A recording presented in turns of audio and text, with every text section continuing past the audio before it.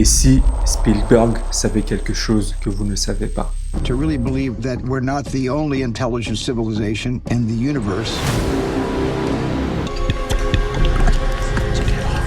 Avant de commencer dans cette vidéo, je vais parler de scènes précises du film Disclosure Day de Steven Spielberg. Si vous ne l'avez pas encore vu et que vous voulez garder la surprise, mettez pause maintenant et allez le voir et revenez après.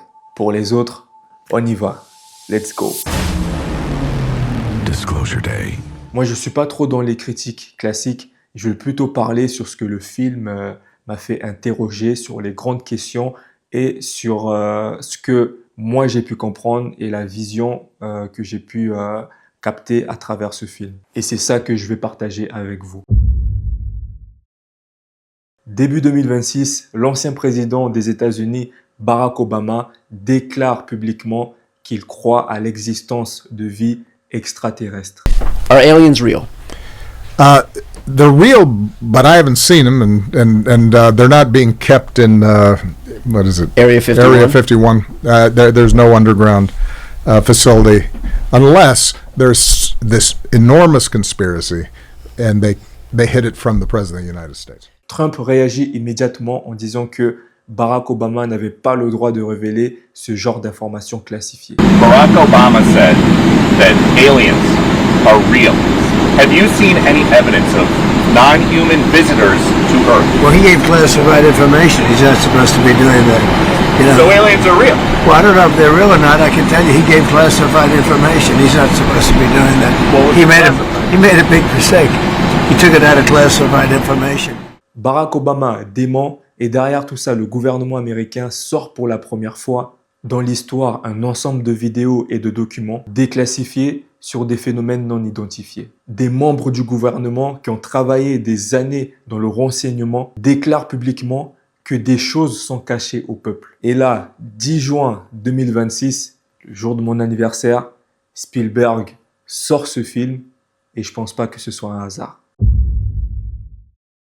Pour être honnête, le début du film, je suis pas trop fan. Je trouve que ça commence un peu trop direct et après ça se calme, ça met du temps un peu à s'installer. Et à partir du moment où il y a l'oiseau qui arrive dans l'appartement de la protagoniste lorsqu'elle est avec son mari en train de discuter, etc. Et c'est là où je rentre totalement dans le film. Et là, franchement, niveau rythme, ça y va. On est vraiment pris par le scénario, par la narration. Et je trouve que à ce moment-là, jusqu'à la fin, c'est juste incroyable. Niveau plan, auteur-enfant qui regarde le monde, vraiment la touche Spielberg. Et en plus, je l'ai regardé en IMAX.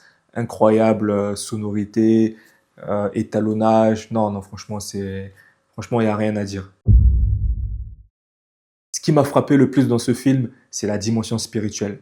À un moment donné, il y a une fille qui est croyante, qui est l'amie du protagoniste. Il y a ce moment où elle va appeler une sœur de l'église et lui pose une question en substance. Et si demain, tu apprends qu'il existe d'autres êtres non humains en dehors de la terre, est-ce que tu garderas toujours ta foi? Et la sœur lui répond, Dieu a créé l'homme sur la terre et c'est sur la terre que l'homme est l'entité la plus importante. Elle dit pas dans l'univers. Et ce détail-là, pour moi, est énorme.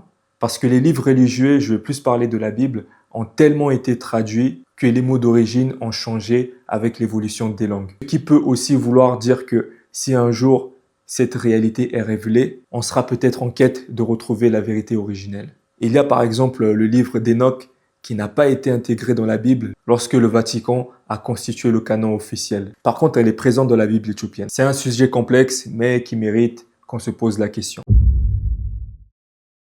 Ce film montre aussi quelque chose d'important, le gouvernement a perdu le contrôle. Ce sont des entreprises privées qui déterminent les éléments clés. Et ça, c'est pas de la fiction pure. Un ancien officier du renseignement américain nommé David Grush a témoigné sur serment devant le Congrès américain que le gouvernement aurait connaissance de plusieurs types de vie non humaines de complexité différentes. Et il affirme que ce sont des contractants privés qui gèrent ces programmes, précisément pour les soustraire au contrôle du Congrès.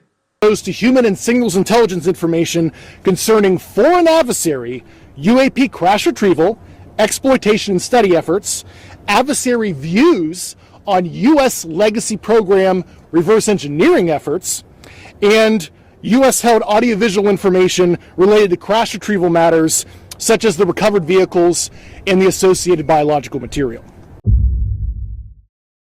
La scène de fin pour moi, c'est clairement un message. La protagoniste dévoile tout en direct à la télévision.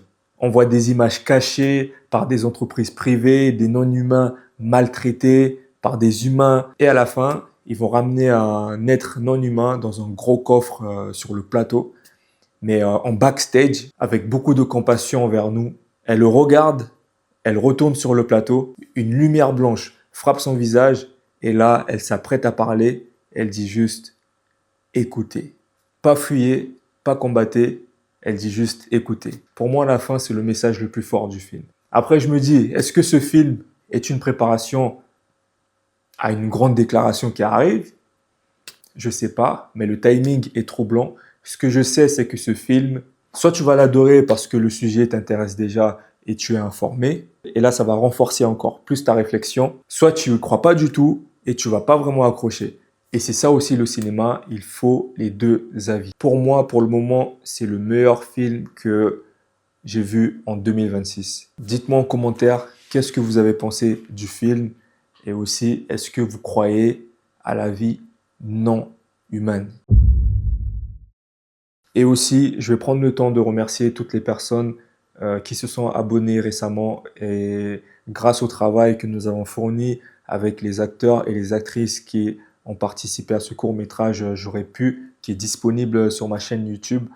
Donc, merci pour la force. Il y a beaucoup de projets qui arrivent et n'hésitez pas aussi à commenter et me donner votre avis sur le dernier court-métrage que j'ai fait sur YouTube. Merci beaucoup. Très belle journée. Ciao.